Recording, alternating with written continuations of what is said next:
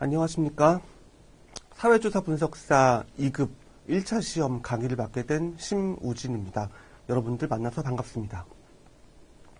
오늘 첫 시간인데, 첫 시간은 본격적인 그 진도에 나가기에 앞서서 우리가 이 시험이 어떻게 준비해야 되고, 어떻게 학습을 해야 되며, 어떤 내용들을 학습할지, 이런 내용들을 먼저 한번 짚어보는 오리엔테이션 시간을 갖도록 하겠습니다. 여러분들은 다양한 이유로, 여러 가지 이유로 이 사회조사 분석사 시험을 응시하실 것을 결심을 하셨을 겁니다. 취업을 목적으로 하시는 분도 계실 거고, 본인의 학업 성취를 측정하시려고 하시는 분도 계실 거고, 또 어떤 경우에는 어떤 학교는 이제 졸업시험의 요건으로 이 자격증을 요구하는 경우도 있었습니다. 다양한 이유들이 각자 개인마다 있으실 텐데, 여러분들은 공통적으로 이 시험을 가능한 적은 시간을 들여서 빨리 합격을 하셔야 됩니다. 그거는 모두가 같습니다. 이 시험 그렇게 어려운 시험이 아닙니다. 이거는 작년까지만 해도 합격률이 한 50%, 60% 이렇게 1차 시험은 그 정도에 육박할 정도로 사실 국가 자격 시험 중에서 가장 쉬운 시험에 속하고요. 그 얘기는 누구나 조금만 노력을 하면은 합격을 할 수 있는 그런 시험이란 얘기입니다. 그래서 이 시험을 합격하는 것 자체는 너무 당연한 거고요. 여러분들은 최대한 경제적이고 효율적으로 학습을 하셔가지고 합격을 하는 게 맞는 방향인 거고요. 그래서 이 시험은요, 여러분들이 만약에 통계에 대한 좀 기초적인 지식이 있고 이 과목에 대한 노하우와 내지는 이전에 학습하셨던 경력이 있으셨다면 아마도 인터넷 강의를 이렇게 들으시진 않을 겁니다. 아마도 그런 분들은 기출문제 좀 보시고 그 다음에 책 사가지고 몇 번 보시면은 그렇게 어렵지 않게 합격하실 수 있을 텐데, 이 강의에 들어오셔서 이 강의를 수강하시는 분들은 아마도 좀 통계적인 지식이 없으시거나 상당히 좀 생소한 내용인데 필요하신, 빠른 시간 내에 합격하는 것이 필요하신 그런 분들일 가능성이 상당히 높다고 보고, 저는 그런 분들을 타겟으로 강의를 진행할 예정입니다. 그래서 이 강의는요, 쪽집게와 벼락치기를 지향합니다. 사실 벼락치기가 제 인생이 약간 벼락치기 인생인데, 뭔가 시험을 진득하게 오래 준비해서 어려운 시험을 붙기보다는 좀 빠르고 효율적으로 학습을 짧은 시간 내에 해서 붙는 그런 것을 지향을 했고, 여러분들도 그런 저의 노하우를 좀 알려드릴 예정입니다. 이 시험에 응시하시는 많은 분들이 아마도 국가 자격 시험, 국가 기술 시험 자체를 처음 보시는 분들이 많을 겁니다. 그런 분들은 국가 자격 시험이라는 어떤 체계에 익숙해지지 않아서 그 대비하는 방법이 좀 어려운 분들이 계실 텐데요. 그런 거를 대비하는 내용들도 여기서 많이, 그러니까 시험 보는 스킬, 문제를 고르는 스킬, 이런 것들, 그리고 포기할 건 포기하고 그다음에 집중할 건 집중하는 그런 전략도 좀 강의 내내 여러 가지로 좀 소개를 시켜드릴 예정입니다.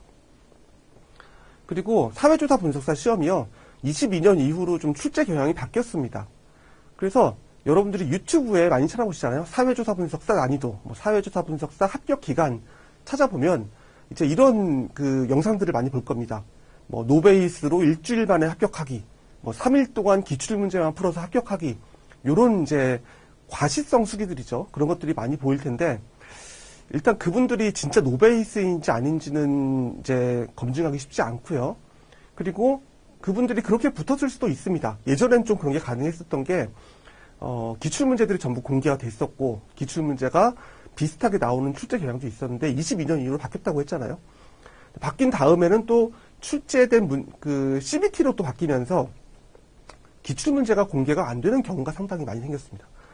그러다 보니까 기출문제만 딸딸 외워서 합격하기, 7일 만에 합격하기, 이런 것들이 좀 많이 어려워지지 않았나. 물론 그 사이에도 그렇게 합격하시는 분들도 있고, 가끔 사법고시 9개월 만에 합격하기 이런 것도 있지 않습니까? 그렇기 때문에 내가 진짜 일주일 동안 이것만 해가지고 합격을 한다라는 것이 현실적으로 가능한지에 대한 판단은 이제 스스로 하셔야 되겠지만, 제가 보기엔 상당히 좀 리스크가 높다라는 얘기고요.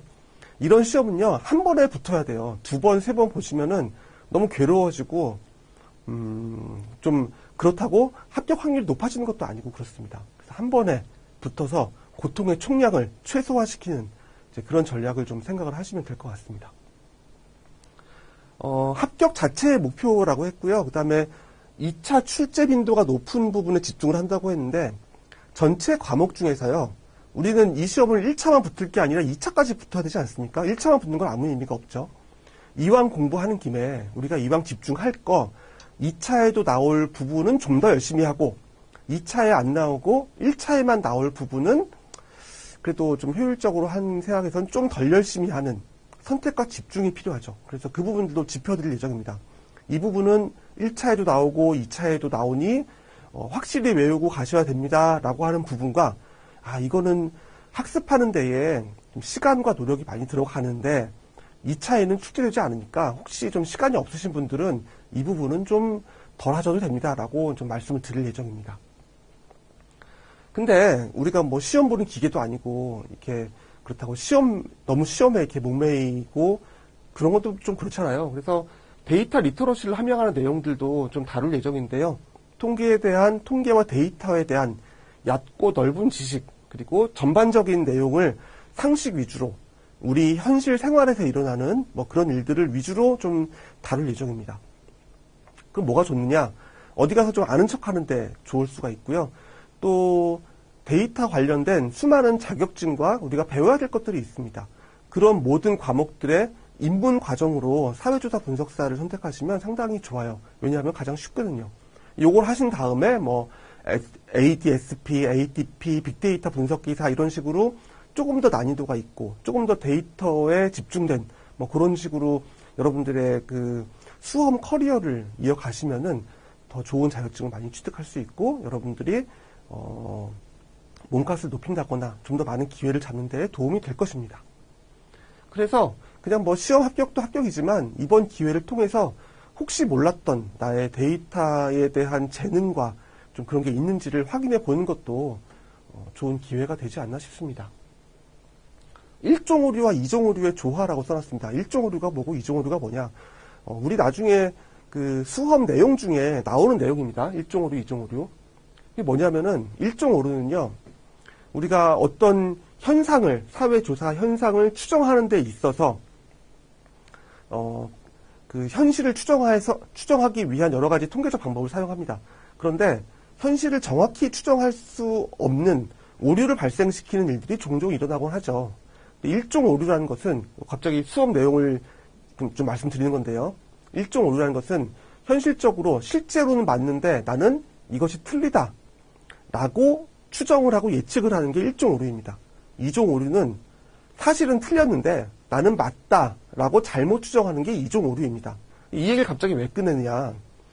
이제 강사의 입장에서는요, 이런 식입니다. 강사가 여러분 이 내용은 중요하고요. 시험에 꼭 나옵니다. 라고 했을 때에 그 내용이 뭐 시험에 나오면 다행인데 시험에 나오지 않잖아요. 그런다고 해서 그 강사의 평판이나 실력에 큰 어떤 나쁜 평판을 주는 것은 아닙니다. 그 강사 나온다고 했는데 안 나왔다고 해서 그 강사는 실력 없네 이렇게 얘기하지 않거든요. 근데 가끔씩 여러분 이 내용은요 잘 안 나옵니다. 뭐 출제 빈도도 별로 안 되고 그래서 우리가 좀 깊이 공부하지 않아도 괜찮고요. 모르시면 넘어가도 됩니다. 라고 했는데 그 시험 문제가 나오잖아요. 그러면 내가 이것 때문에 떨어졌네 라고 하는 원망을 들을 수가 있습니다. 그래서 강사들은 이런 수험 강사들은요. 최대한 나올지 안 나올지 불명확한 것들은 나온다고 가정을 하고 그리고 전부 다 여러분들에게 지식을 뭐 전달을 하는 이제 그런 경우가 많이 있죠. 근데 그러다 보면은 공부해야 될 내용이 너무나 많아지는 거예요. 나올 확률이 낮은 것, 어쩌다 한번 나오는 것도 다 짚어야 되기 때문에 공부량이 많아집니다. 근데 그런 것들은 좀 이렇게 그냥 틀리고 우리가 좀 틀려도 되잖아요. 왜냐하면은 60점만 넘으면 되는 시험 아닙니까? 어려운 문제 더 잘 맞는다고 더 높은 점수 주는 것도 아니고 쉬운 문제라고 더 낮은 점수 주는 것도 아니지 않습니까? 그렇기 때문에 우리는 쉬운 문제를 다 맞춘 다음에 그리고 뭐 어려운 문제를 맞출 수 있으면 맞춰서 60점 이상을 넘기면 되는 겁니다. 그래서 수험 시간을 너무 늘릴 수 있는 그런 좀 출제 확률은 낮고 공부하는 데 시간이 많이 걸리고 그런 것들은 과감하게 약간 포기하는 좀 그런 스탠스를 가지려고 합니다. 그래서 제 강의를 듣는다고 해서요. 여러분들이 이 시험을 100점 받을 수는 없습니다. 저도 이 시험 보면 100점 못 맞습니다. 왜냐하면은 킬러 문항이 몇 개씩 있습니다. 그리고 가끔씩 수험 범위 밖에서 출제되는 경우도 있고요. 근데 우리는 100점 맞을 필요도 없고 고득점할 필요도 없습니다. 60점만 넘으면 되는 거고 한 70점, 80점 맞으면 되는 거죠.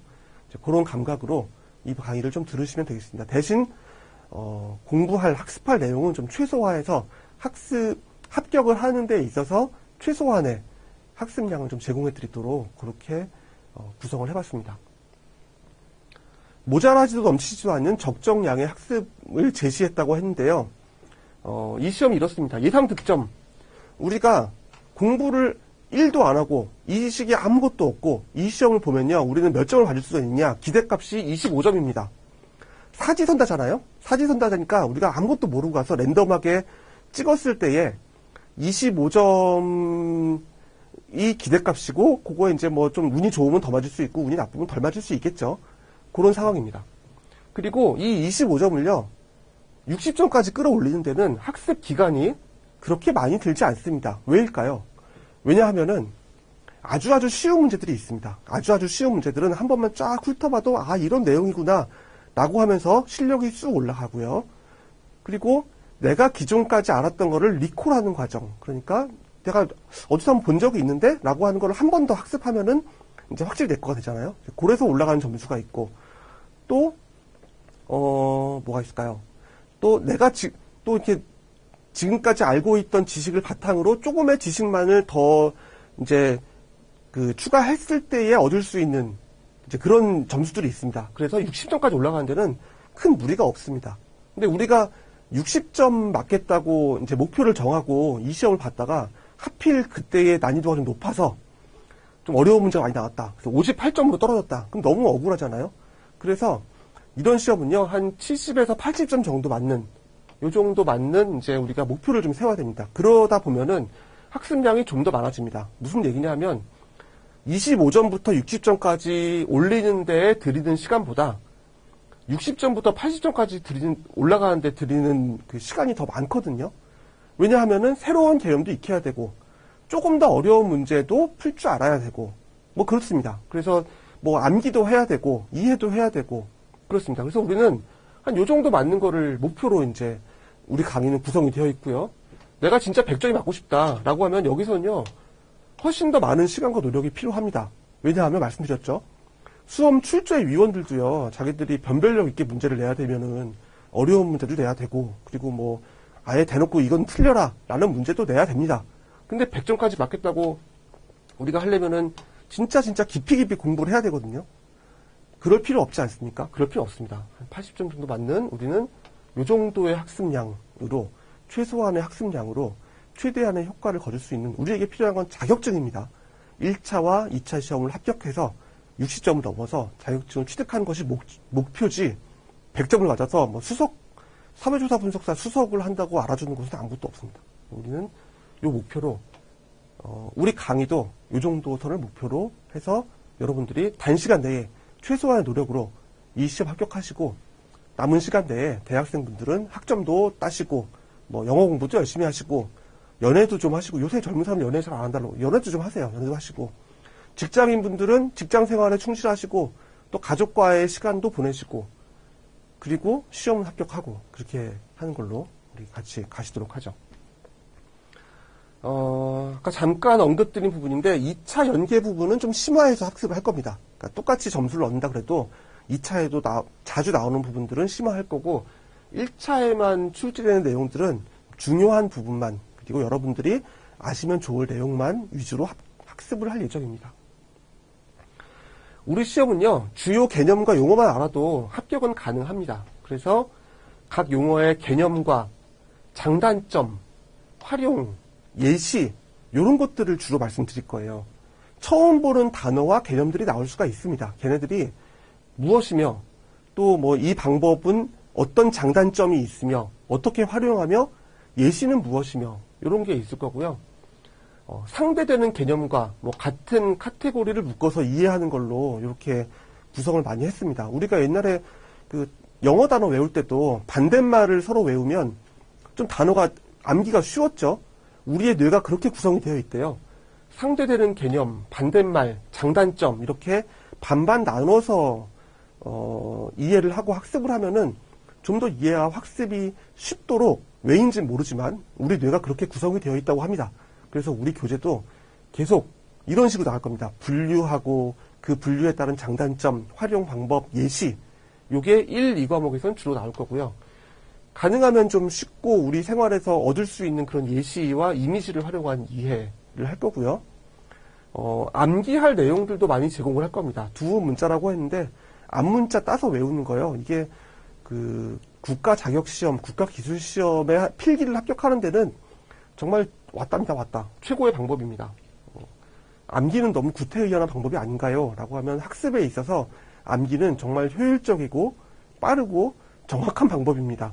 생각을 해서 뭐 한 30초에 풀 문제를 암기를 해서 3초 만에 풀어버리는 경우가 많이 있기 때문에 우리는 꼭 필요한 부분은 암기를 좀 한다. 알 거고, 이 시험이 좀 좋은 게 뭐냐면은 여러분들이 이 시험과 관련된 실습을 실제로 할 수 있다는 겁니다.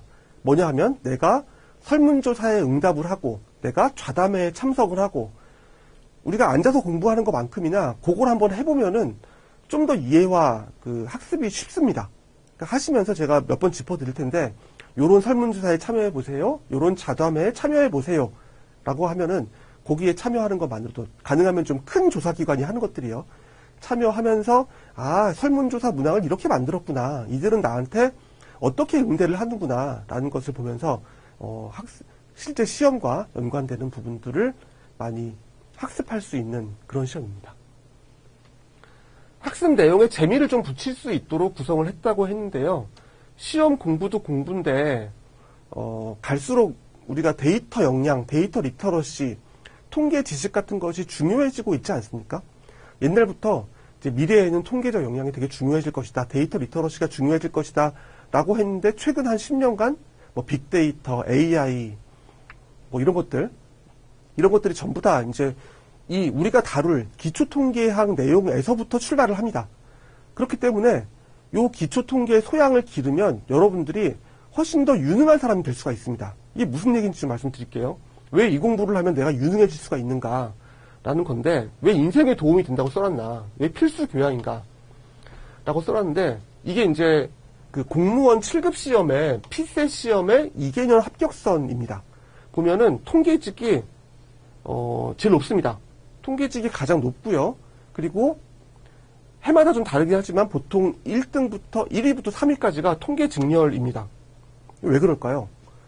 라는 거에 대한 해석을 이제 이 시험을 주관한 곳에서 해석을 하는 게 있습니다. 뭐냐 하면은 피셋이라고 하는 시험은 통계 처리 해석 능력과 더불어 수치 자료를 정리하고 이해하는 내용인데 첫 번째 이유는 뭐냐면은 행정고시를 보다가 그러니까 행정고시 시험을 응시하는 이제 수험생들이 좀 낮춰가지고 7급을 보는 경우가 많아서 피셋 시험의 합격률이 높다가 첫 번째고, 두 번째 시험은 뭐냐면요.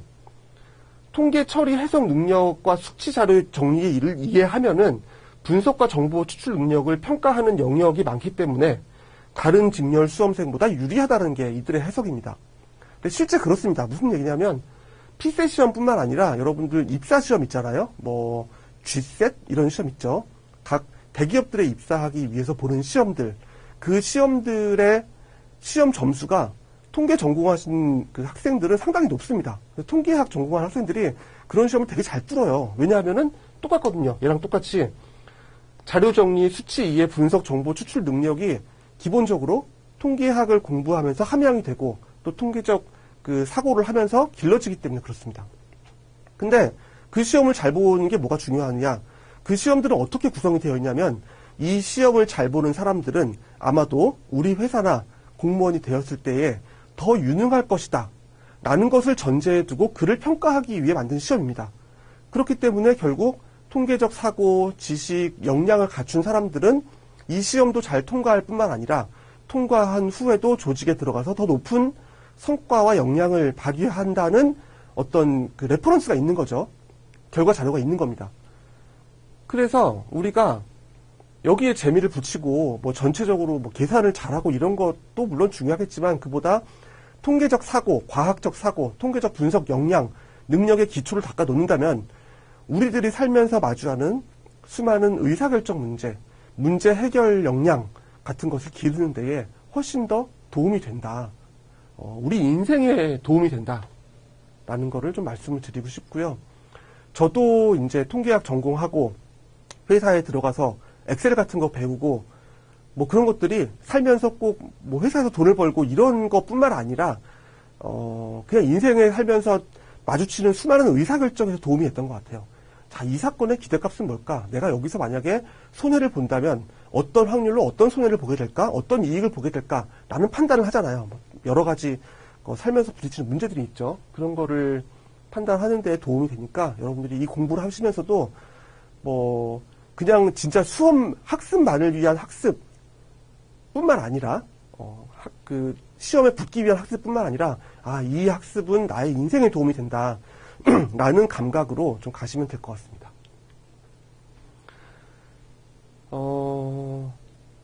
강의를 하고 그 다음에 문제를 한두 개 정도 풀어볼 겁니다. 문제를 풀어볼 거고 교재에 보시면 더 많은 문제들이 당연히 있죠. 제가 제시하는 문제들은 3개년 기출문제거든요. 전부 다 이제 출제가 되었던 문제들을 위주로 풀어드릴 거고요. 문제들은 많이 풀수록 좋습니다. 왜냐하면 문제 은행에서 출제가 되기 때문에 비슷한 문제들이 나오는 경우가 많이 있습니다. 그리고 불이 탄 문제가 나옵니다. 어느 시험이나 마찬가지거든요. 근데 대세는 지장 없으니까 우리 교재와 강의를 통해서 커버되지 않는 부분들은요, 그냥 과감히 틀리셔도 괜찮습니다. 여기서 좀 어려운 게 이런 게 있어요. 같은 개념의 다른 용어가 많이 나옵니다. 생각보다 많이 나옵니다. 검증과 검정, 무슨 그 조사 방법에서도 같은 내용인데 용어가 다른 경우 되게 많이 있습니다. 그런 것들을 좀 주의하시는 게 필요하고요. 다 좀 제시를 해드릴 테니까 내가 처음 보는 단어, 처음 보는 용어가 나왔다고 하더라도 당황하지 마시고 이게 우리 교재에 한 번쯤 언급됐을 것 같은데 라고 한번 생각을 해보시면은 이제 그 단어의 뜻을 유추할 수가 있습니다. 그래서 하면 되고요. 계산 문제는 많이 풀어볼수록 유리하고요. 심지어 답만 외워서 맞춰도 되는 경우도 있긴 합니다. 있긴 하지만 이 경우는 추천드리지 않아요. 왜냐하면 그 답을 외우는 것 자체가 되게 헷갈리고요. 좀 리스키하죠. 이렇게 해가지고 합격하셨다는 분들도 계시지만 우리는 그 답을 외우는 것보다 계산하는 게 더 편합니다. 더 편하고 더 오래 가고 더 정확합니다. 그렇기 때문에 그렇게 가시면 되고 문제를 비겁하게 함정을 파놓고 비비 꼬아서 그런 문제는 나오지 않습니다. 보통의 경우에 일부러 이건 진짜 틀리라고 너무 비겁하게 문제를 냈구나 이런 문제 나오지 않고요. 대체적으로는 정석적인 내용이 나오니까 그에 맞춰서 준비하시면 되고요. 문제는 좀 많이 풀어볼수록 유리한데 우리가 좀 많이 풀어볼 문제들을 제가 제시를 해드리고 여러분들도 손으로 직접 풀어보셔야 됩니다. 이렇게 제가 푸는 것만 보면은 이거 내가 풀어도 될 것 같은 마치 내가 저 사람이 푸는 거를 구경하는 이런 거 하지 마시고 내 손으로 직접 풀어보시는 거를 추천을 드리겠습니다. 자, 이번 강의의 마지막으로 우리가 전체적으로 어떤 내용을 학습할지에 대해서 한번 한 바퀴를 돌아보겠습니다. 이 과목은 이 시험은 왜 이렇게 구성이 되어 있으며 이 시험 구성을 통해서 이 출제자와 국가 인적 자원을 개발하는 국가의 부서에서 이 시험을 보는 내가 어떤 사람이 되기를 바라는 거지? 내가 어떤 역량을 갖추어서 우리 사회에 기여를 하고 내가 어떤 능력으로 나의 어떤 직업을 갖기를 원하는 거지? 라고 이제 생각을 하는 게 이 과목에 담겨 있습니다. 한 줄 요약을 하자면은 이 과목을 충실히 수강을 하고 시험에 합격을 하면요. 그 사회적인 문제를 해결하는 어떤 조사를 기획하고 실행하고 분석하는 요 세 가지 것을 할 수 있는 그런 역량이 키워집니다.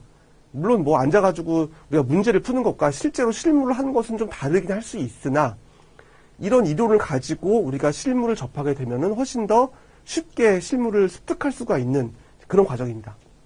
그리고 그 실무를 습득하는 내용 중에 상당수는 또 2차 시험에서 테스트를 하게 되는 거죠. 어떻게 구성이 되어 있나 볼게요. 이게 우리가 사회적인 문제를 발굴을 해서 조사를 설계하고 기획하는 내용이 과목 1입니다. 그래서 항상 모든 부분에서 첫 번째 나올 게 통계조사의 목적 수립입니다. 목적은 정해져 있는 게 아닌가요? 내가 궁금한 거 푸는 건데? 라고 하는데 내가 궁금한 걸 그냥 푸는 게 아니라 대부분의 사람들은 어떤 문제에 부딪혔을 때요. 내가 무엇을 모르는지 모르는 것이 가장 큰 문제입니다. 내가 이 문제는 무엇이고 나는 무엇을 모른다라는 것을 자각하고 있으면 그 문제는 어떻게든 해결이 되는데, 문제를 해결하지 못하는 가장 큰 원인은 내가 뭐를 모르는지 모를 때입니다. 그렇기 때문에 이 통계조사 목적 수립 과정에서는 내가 조사하고 싶은 것이 명확하게 무엇인지에 대한 것을 명확합니다. 그러니까 뭐 두루뭉실하게 다음번 대통령은 누가 될까라고 하는 것보다 좀 더 구체화 시켜가지고 다음번 대선 후보 주자 중에 유력한 사람이 몇 명이 있는데 그들은 국민적인 조사 지지율이 몇 %나 될까라는 조사를 한다고 한번 가정을 하고 이거 끝까지 가보시죠. 그랬을 때에 어떤 가설을 세우고 목적을 수립하는 거죠. 내가 명확히 하고 싶은 목적은 5명의 유력한 대선 후보 중에서 어떤 사람의 지지율이 가장 높은지를 알고 싶은 것이다 라는 목적을 정확히 수립해 놓습니다. 그러면 그 조사 내용을 어떻게 조사할지, 어떤 방법으로 할지에 대한 것을 먼저 명확히 합니다. 그래서 설문조사가 좋을까? 아니면 뭐 몇 명 모아놓고 전문가들한테 의견을 듣는 것이 좋을까? 여러 가지 방법이 있겠죠. 근데 이 조사에 가장 적합한 방법을 정하는 것이 첫 번째에서 나올 거고요. 그러면 조사 방법이 정해졌으면 이제 표본 설계가 나오는데, 요거는 내가 설문조사를 하기로 마음을 먹고 전체적인 대상이 아니라 소수의 의견, 전체적인 집단을 대표할 수 있는 소수를 뽑아서 그들에게 의견을 물어볼 때에 표본을 어떻게 구성하는가, 이런 내용입니다. 우리 전 국민한테 5명의 유력한 대선 후보 중에 누구를 뽑을까요? 라는 것을 다 물어볼 수는 없잖아요. 그 물어보는 행위가 선거라는 행위고요. 그거를 막 몇 번씩 물어볼 수가 없으니까 우리 국민 전체를 대표할 수 있는 소수의 집단을 뽑는데 어떻게 뽑느냐, 어떤 방법으로 뽑고 몇 명을 뽑느냐, 이런 것들을 배우게 되고요. 그들한테 물어볼 때 뭘 어떻게 물어보느냐, 어떤 설문지를 작성해서 어떻게 물어보느냐라는 것들이 설문 설계고요. 그리고 우리가 이제 표본을 만들고 설문을 설계했는데 이거 말고도 직접 전문가들을 모아서 물어보는 방법도 있습니다. 그런 내용들이 FGI 정성조사, 심층 인터뷰 조사, 이런 것들, 가장 적합한 사람들에게 현재의 사회 문제를 해결하기 위한 나의 질문을 던지는 것이죠. 그런 방법들도 배우게 됩니다. 그래서 이런 것들이 이제 전체적인 사회조사의 기획이고요. 실행입니다. 자료를 이제 수집하기로 했어요. 그러면 자료 수집 방법에는 질문지를 만들어서 뿌리는 방법, 그 다음에 관찰을 하는 방법, 그리고 면접을 하는 방법, 이렇게 다양한 방법들이 있습니다. 그 방법들의 장점과 단점, 어떨 때 쓰이는지 이런 것들을 분류하는 거를 알아보고, 이제 질문지를 만들었을 때에, 내지는 관찰을 할 때에 실제로 거리에 나가서 내지는 뭐 전화를 해서 뭐 온라인 서베이를 통해서 물어봅니다. 그럴 때에 어떻게 준비하고 관리하는지 내용들을 하고요. 그리고 꼭 내가 만든 자료가 아니라 남이 만든 자료를 분석할 수도 있습니다. 기존에 나랑 비슷한 궁금증을 가졌던 분들이, 연구자들이 만들었던 자료를 연구하는 게 이제 2차 자료 분석입니다. 그래서 그 내용들을 2차 자료도 어떻게 잘 분석할까, 어떤 것들이 있는가, 이제 그 방법을 배우고요. 그리고 네 번째는 뭐냐면은 우리가 이런 것들을 할 때 각자의 그 의견이나 생각을, 결국 사회조사라는 게 사람들의 생각을 물어보는 거거든요. 그 생각을 어떻게 측정할지, 어떤 방법으로 측정하고, 어떻게 해야 신뢰도와 타당성이 높아질지, 어떻게 해야 오차를 줄일 수 있을지, 이런 내용들에 대해서 배우게 되는데, 살짝 듣기만 해도 좀 난이도가 있어 보이죠. 그리고 요건 쉽습니다. 뭐냐면 그렇게 만든 자료들, 설문지들을 이제 쫙 걷었어요. 걔를 우리 컴퓨터 통계 패키지가 있습니다. 뭐 R, 뭐 SES, SPSS, 엑셀도 상당히 좋은 그 통계 분석 도구입니다. 걔네들이 읽을 수 있도록 입력하는 겁니다. 그래서 부호화, 영어로는 코딩이라고 하는 그 작업에 대해서도 살펴볼 겁니다. 자, 이제 우리는 사회조사를 기획하고 실행까지 해서 컴퓨터에 집어넣었어요. 이 집어넣은 자료들을 분석을 해서 그 분석한 결과를 해석을 해야겠죠. 그런 내용들입니다. 그래서 분석은 컴퓨터가 하겠으나 간단한 내용들은 우리가 손으로 풀 줄 알아야 컴퓨터가 해석한 내용들을 컴퓨터가 분석한 내용들을 잘 해석할 수 있지 않습니까? 그런 내용인데, 그래서 기술통계 분석, 우리가 나타낸 자료들을 어떻게 분석하고 어떻게 해석하고 어떻게 차이가 있으며 컴퓨터는 이러이러한 차이가 있습니다라고 줬을 때에 정말 차이가 있는가 없는가를 또 해석하는 건 사람의 능력, 사람의 역량이지 않습니까? 사람의 역량이기 때문에 그런 거를 분석하고, 회귀 분석이라는 이제 통계학의 어떻게 보면 가장 중심적인 사상인데, 이런 것들도 간단하게 배울 겁니다. 어렵지 않게 배울 거고요. 그리고 이 두 가지를 알기 위해서 우리가 기초적으로 확률과 그 표본, 이런 것들을 좀 알아야 돼요. 기초 확률론을 배웁니다. 그렇게 되면은 우리는 이제 사회조사를 기획부터 실시, 분석까지 한 사이클을 할 수 있게 되는 그런 내용으로 구성이 되어 있습니다. 가만 보면 되게 잘 구성해놨어요. 진짜 사회조사를 실시하는 기관에서 진짜 이렇게 합니다. 진짜 이렇게 하기 때문에 여러분들이 이 시험을 합격하시고 사회조사하는 기관에 들어가시면은 좀 더 빠르게 그 실무를 습득하실 수가 있는 거고, 심지어 여론조사 회사를 창업할 수도 있습니다. 여론조사 회사를 창업하는 몇몇 가지 기준들이 있는데 그 중에 하나가 사회조사 분석사를 보유하고 있는가도 있습니다. 그래서 여러분들이 창업을 해가지고 실제 조사를 하실 수가 있는 거고, 그렇게 역량을 많이 키워줄 수가 있습니다. 그리고 이 부분들은 이제 다른 아까 말씀드렸던 데이터 관련된 자격증을 공부하는 데 있어서 많이 겹칩니다. 여기를 많이 학습을 하시면은 그 다른 데이터 자격증을 따시는 데 유리하고요. 반면 2차 시험엔요, 또 이 부분들이 잘 안 나옵니다. 요거는 우리가 계산하는 게 많이 나오는데, 요거를 해석하고 이제 그런 내용들이 많이 2차 시험에 나오기 때문에, 물론 요걸 알아야 2차 시험을 제대로 준비할 수가 있는 거긴 한데, 얘처럼 직접적으로 거의 유사한 문제를 손으로 쓴다거나 이런 식으로 나오지 않습니다. 그래서 2차 시험에는 이제 필답형이 요 두 가지죠. 요 두 개가 연결이 직접적으로 되고, 그 다음에 작업형은 우리가 이제 손으로 구한 것들은 전부 컴퓨터가 다 내보내 주는 거고, 그것들을 해석하는 그런 내용들이 있는데, 여기서도 우리가 2차 시험을 대비할 수 있는 부분들이 많이 있으니까 끝까지 포기하시면 안 되고요. 대부분의 많은 수험생들이 이 3과목에서 가장 어려움을 겪으시죠. 그 문과생들이 많이 시험 보시잖아요. 문과생들이 시험 보시는데, 특히 좀 수학과 데이터 이런 거에 대해서 숫자에 울렁증이 있으시고 수포자 하신 분들이 좀 많이 보시는 경우 많이 있어요. 그래서 여기서 어려움 겪으시는데요. 한번 해보세요. 한번 해보시고 정 안 되겠다 싶으면은 요거는 한 4, 50점 받고 여기서 한 7, 80점 받는 그런 전략으로 가셔도 되고, 좀 여기서 그래도 한 60점만 받으시면 여기서 한 70점만 받아도 괜찮잖아요. 그런 식으로 그 전략을 개개인마다 세우시면 됩니다. 근데 그냥 포기하지 마세요. 왜냐하면 여기서 우리가 얻을 수 있는 게 또 많이 있습니다. 그리고 생각보다 어렵지 않은 부분들이 있습니다. 그러니까 쉬운 문제도 많이 나옵니다. 쉬운 문제가 많이 나오는데 그것까지 틀리면 아깝잖아요.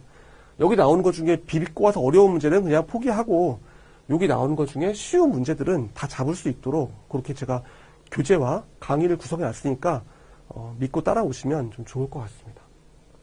자, 이렇게 우리가 공부를 하시고 시험을 가능한 한 적은 노력으로 최대한 빨리 붙으신 그런 보람찬 수험생활이 되시도록, 짧고 굵은 수험생활이 되시도록 여러분들과 앞으로 함께 하겠습니다. 감사합니다.